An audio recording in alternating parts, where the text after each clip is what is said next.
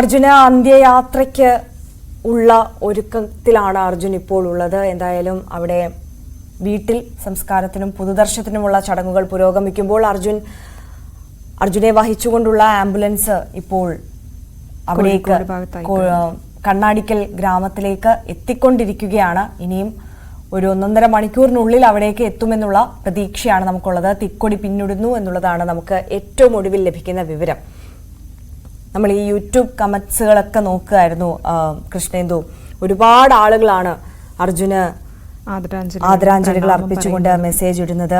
The black പെഡ് പറയുകയാണ്, വേദനകൾ മാത്രം ബാക്കിയാക്കി മൺമറഞ്ഞ അർജുൻ ചേട്ടന് കണ്ണീരോടെ വിട എന്നുള്ളത്. ഇതുപോലെ ഒരുപാട് ആളുകൾ ഇങ്ങനെ അർജുന് ആദരാഞ്ജലികൾ അർപ്പിച്ചുകൊണ്ട് ഈ യൂട്യൂബ് കമന്റ്സ് ഒക്കെ നൽകുന്നുണ്ട്. അതെന്ന് പറഞ്ഞാൽ നമുക്ക് നേരിട്ട് പലപ്പോഴും പല ആളുകൾക്കും അവിടേക്ക് എത്താൻ സാധിക്കില്ല എന്നുള്ളതാണ്. പക്ഷെ മനസ്സുകൊണ്ട് അവരെല്ലാം അർജുന് ഒപ്പമാണുള്ളത്, അർജുന്റെ കുടുംബത്തിനൊപ്പമാണ് ഇപ്പോൾ ഉള്ളത്. TV സ്ക്രീനിലൂടെ ഒക്കെ അവര് ഈ ഒരു അർജുന്റെ അന്ത്യയാത്രയുടെയും സംസ്കാരത്തിന്റെയും ഒക്കെ ഭാഗമാവുക എന്നുള്ളതാണ് അവരും ആഗ്രഹിക്കുന്നത്. ഭവ്യ പാർവതിയിലേക്ക് പോവുകയാണ് നമ്മളിപ്പോൾ. ഭവ്യ പൂളാടിക്കുന്നിലാണ് ഉള്ളത് എന്നുള്ളതാണ് മനസ്സിലാക്കുന്നത്. ഭവ്യ, അവിടെയാണ് ഈ ലോറി ഡ്രൈവർമാരുടെ അസോസിയേഷൻ അർജുനൊരു സ്നേഹാദരം അന്ത്യാഞ്ജലി അർപ്പിക്കാനായി ഒത്തുകൂടുന്നത് എന്നുള്ളതാണ് മനസ്സിലാക്കുന്നത്. അവിടുത്തെ കാഴ്ചകൾ എങ്ങനെയാണ് ഭവ്യ?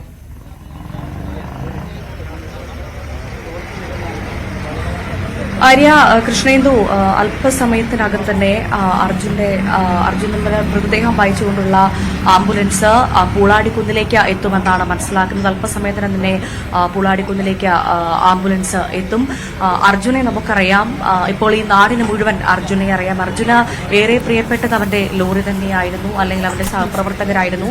അപ്പോൾ ആ സഹപ്രവർത്തകർ അർജുന ഒരു ബഹുമാനം നൽകുന്ന തരത്തിൽ അർജുനെ വഹിച്ചുകൊണ്ട്, അല്ലെങ്കിൽ അർജുന്റെ മൃതദേഹത്തെ അനുഗമിക്കും എന്നാണ് നമുക്ക് മനസ്സിലാക്കാൻ സാധിക്കുന്നത് ഇവിടെ നിന്ന്. അതിന് നമുക്ക് ഈ പ്രദേശത്ത് നിന്ന് കാണാൻ സാധിക്കും, നിരവധി ആളുകളാണ് രാവിലെ മുതൽ ഇവിടെ തടിച്ചുകൂടിയത്. അത്രമാത്രം ആളുകൾ ഈ പ്രദേശത്ത് മുഴുവൻ കാത്തു നിൽക്കുന്നുണ്ട്. അർജുന അവന്റെ നാട്ടിലേക്ക് എത്തുന്നത് കാണാനായി നാട് മുഴുവൻ ഇവിടെ എത്തിയിട്ടുണ്ട് എന്ന് വേണമെങ്കിൽ നമുക്ക് പറയാൻ സാധിക്കും. അത്രമാത്രം ആളുകളുണ്ട്.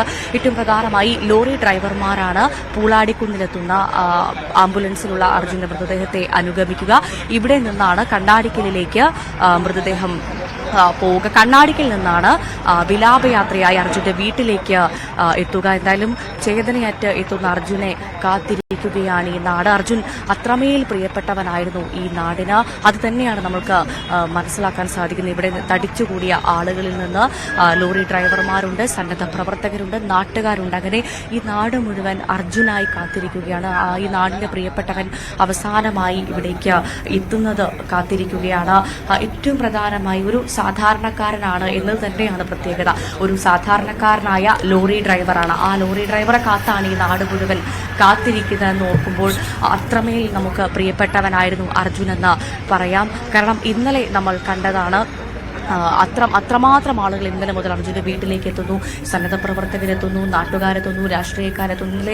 ശരി, ഭവ്യ പാർവതി പൂളാടിക്കുന്നിൽ നിന്നാണ് നമുക്കൊപ്പം ചേർന്നത്. അവിടെയാണ് ലോറി ഡ്രൈവേഴ്സ് അസോസിയേഷന്റെ നേതൃത്വത്തിൽ ആദരാഞ്ജലികൾ അർപ്പിക്കാനുമായി അവിടെ ഒത്തുകൂടുന്നത്, കാത്തു നിൽക്കുന്നത്.